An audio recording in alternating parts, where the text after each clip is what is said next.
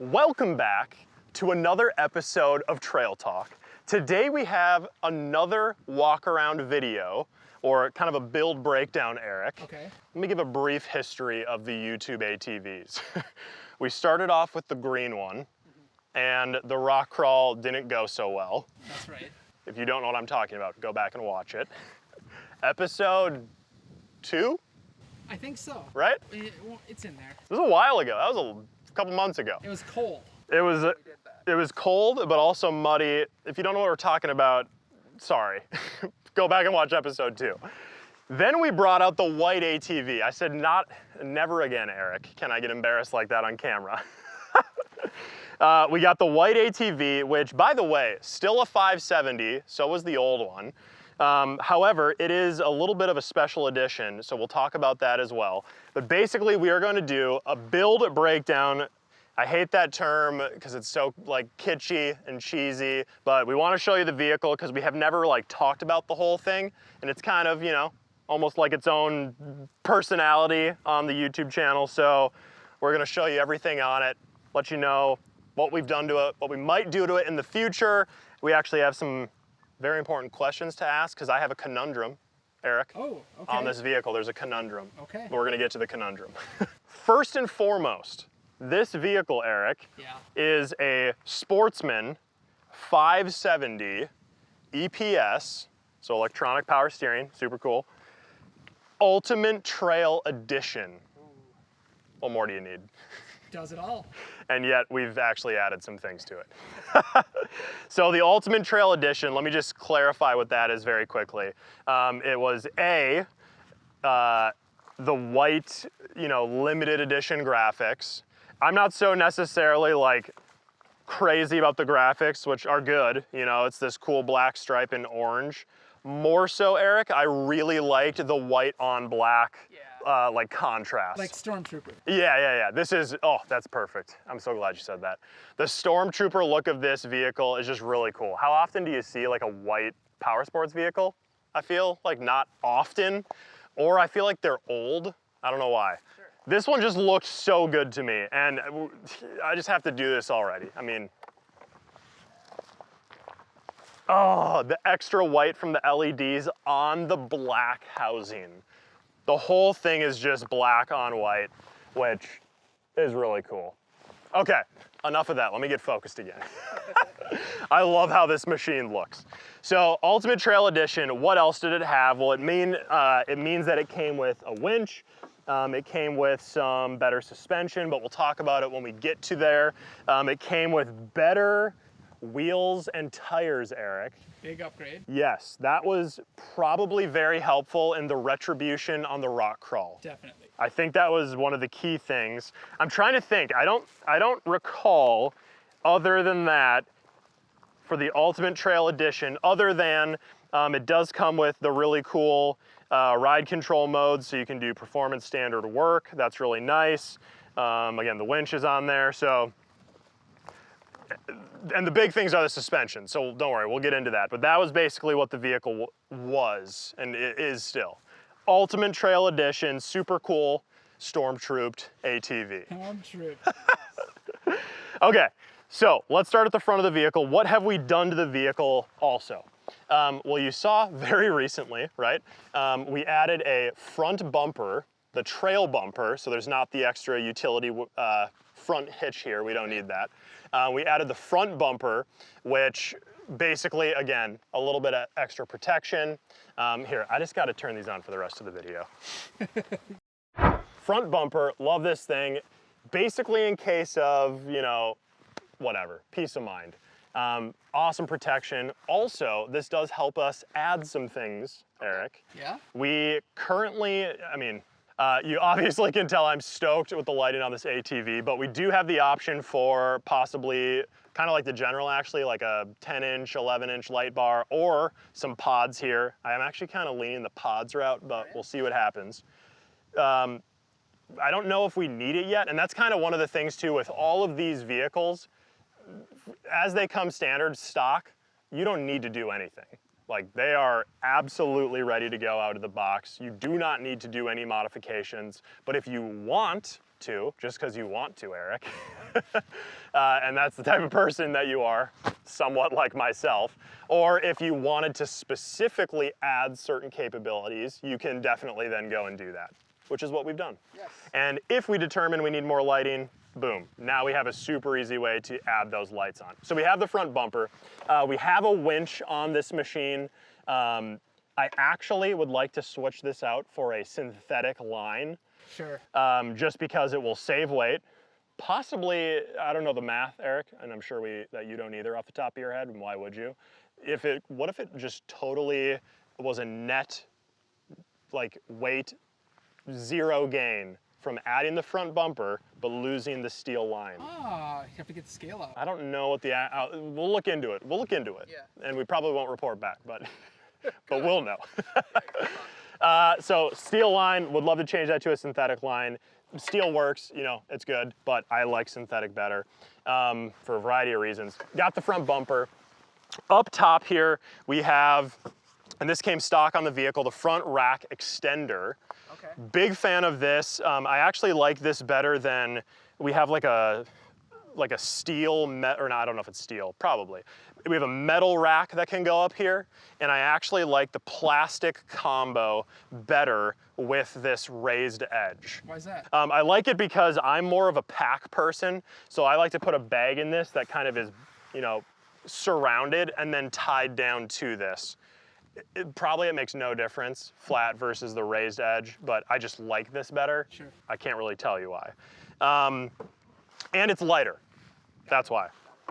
We also have, obviously this is a stock feature, but the interior of this, the new battery location, so easy to access. We do get our machines dirty, they don't just sit around. So you can see the dirt in here. The owner's manual, this is where you can put tons of stuff. So much storage on the Sportsmans, which is why I really like them. Front of the vehicle, we're moving on. Okay, we can even turn the lights off. Wheels and tires. So, as per the Ultimate Trail Edition, some things you get on that are a better wheel and tire package. You get different wheels that, in my opinion, are just simply cooler. You also get these bigger Duro tires versus the basically stock wheel stock tire that you see on all of our ATVs, like the 450s and the 570s. Awesome tire that comes stock. You know, it's great for properties. It'll shred on the trails still. But I like having this bigger tire with this little bit different tread pattern. It's almost like a bighorn. Yeah, kind of. You know, this tread pattern. Probably is what helped us get through the rock crawl. Just makes small bumps even smaller. The bigger the tire is, it can run the bigger tire, so why not? You know, you do take a hit a little on top speed when you run a bigger tire. However, all of the benefits of this are worth, you know, when do you ever go top speed, right? Sure, you can, you know, go on a fire road and do it or be in the desert, but more often than not, I would rather have a bigger tire. So I love this tire. And that brings us actually, before we go to suspension, to the conundrum, Eric. What is it? So we added the front bumper, and I'm skipping ahead a little, but we also added the body armor. Yes. We'll get back to that, don't worry. But do we think, I'll let you stand directly in front, do we think the stance of the vehicle requires new wheels with possibly different offset? Like, should the tires come out just a little bit further? This is the conundrum. Yeah. You know? So if you care, you at home who are watching, help us decide. Do we get a new tire and wheel package, or do we keep this one? What do you think, Eric? There you go. Well, I think we got to run it and see. Got to run it for a bit. We're gonna run it for a bit. We're also, even, let's be honest, if we got it, we wouldn't put it on immediately. These are capable, that's for sure. Oh yeah, the tires are totally capable. After we put the body armor on though, I was like, gosh, maybe we need to, but sometimes you just get that thought in your head and you're not sure if it's real or not. Yeah. Okay, let us know in the comments, or if not, you know, we'll just flip a coin or something.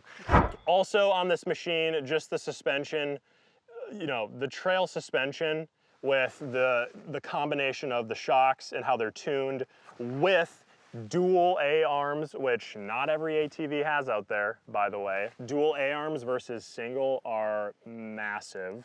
And then equally, down here, Eric, I know I've shown these a few times, but the arched element to this A-arm versus having it be a straight line, right? That's that much more clearance that a rock could hit if it was here. Right. Now it's arched and can go right over it. So cool. Plus, all of this suspension and drivetrain was designed to run the bigger tire. And I like when something is designed to run a bigger tire versus just simply putting a bigger tire on something, if you get what I'm saying. Okay, and remember, always check your owner's manual. Bigger tires, right? There's limitations, so make sure you're checking the owner's manual. Okay, from the front bumper, we have the newly installed, which I'm sure you saw because you're watching our videos, we have the newly installed body armor. I basically just like refer to these as rock sliders because to me, like coming from the machines I've off-roaded, it's very similar to a rock slider, except it like protects way up high too. Or it's like if you've seen like people wheeling in Australia, like massive 90 series Land Cruisers, they also do a very similar kind of exoskeleton. Kind of reminds me of that also. So you have the body armor, protects all of the plastic. Same kind of situation. If you're navigating close to a tree, hopefully at slow speeds, or if there's rocks or something and you hear that sound in this setup, you're like, dang, I'm really happy I had body armor. If you hear that sound not with body armor, you just probably forever damaged a panel and will have to get out your, you know, white marker and touch up the paint or something like that. Okay, underneath, so we have the body armor, if you see all the way along, all the way to the rear. However, also underneath, the body armor actually provides, so that it can tie this into the frame, an extra basically level of skid plate protection underneath the footwells. I like that because if you're on the vehicle, that's kind of like where your foot is, by the way. So if you're on a little bit of an uneven surface, maybe you touch a rock under there, you are going to feel it less than if you were to not have that and have it under there. Definitely a peace of mind thing, but I also appreciate the design and how it totally ties every element of the protection into the frame. We tracking, Eric? Yeah, it looks great. And it looks sick, yeah. I was unsure if it was gonna look good. I do like the look of it. I'm very happy. It's really not about looks, but it's like sort of about looks. It's a small piece of the pie. Yeah, for sure. Back of the ATV. So this did not come, this metal rack did not come standard on this machine. I like to have the metal rack back here just because it's a little bit more of a, you know, easier to tie down to. If you're putting some heavier things back here, which by the way, Eric, we intend to do, okay. I like having the metal rack because it just provides a little bit more stability for, you know, the cargo that you're gonna put on here. I also like the configuration of where the tie downs are for the specific things that we're going to be having on here. More to come. Plastic rack on front. Yes. Surface, and you went with the metal in the rear. Plastic rack on this surface, metal rack extender. Yeah. In the rear, I removed the plastic kind of rack slash deck situation, which actually also had an extender, and then put on the metal, full metal rack. Got it. That is a weight increase, Eric. Okay. So what I did not do back here is I did not add a metal bumper, a rear bumper. I don't typically put on rear bumpers. I've never been in a situation where I've overtly needed one. You certainly could have one for peace of mind and other things. You also can add like different hitches and different capabilities. I like to try and have as much capability and performance as possible, but still be kind of as lightweight as possible. It's like, it's a very tight balance, Eric. I've lost a lot of sleep over it. I'm just kidding. So we have the metal rack, and we don't have the metal bumper, and that's the way it went. Back here, there's not too much different going on from stock. Actually, well, the only real differences are in the tires and the wheels from factory, but just want to highlight on this machine things that I like. we have a hitch on here. It's not a 2-inch hitch, but obviously you can get the, what is it, 1.25 inch? Is that what the level is? I forget all the different inch and whatever stuff out there in the world. Also, a massive home run on Sportsman's are the independent rear suspension. There are ATVs out there that are still on a spool or worse, or have a different setup, and you just cannot beat independent suspension for what these are doing. The dual A-arm setup, and again, the suspension via the shocks and the sway bar, the whole tuning of the setup back here. The ultimate trail machine just absolutely shreds. The chassis, everything about this is set so much better for trail riding, like all of our Sportsmans are. So big home run on that part of it. If we come up here now, this is the interior, Eric, of the machine. Yeah, you're inside it. We're now inside the vehicle. Some of the changes we've made, we did the hand guards, of course. Yep. If you come to, actually, might as well just go to the front real quick. We went with the white hand guards. We don't know what anyone said in the comments because we haven't launched the video yet. So we don't know if people liked them or not. But we ended up going with the white. Eric was against it because it didn't match. I was picky. It's all good. Right, but we'll run it and we'll see what happens. Love the handguards though, just in case. Great peace of mind thing.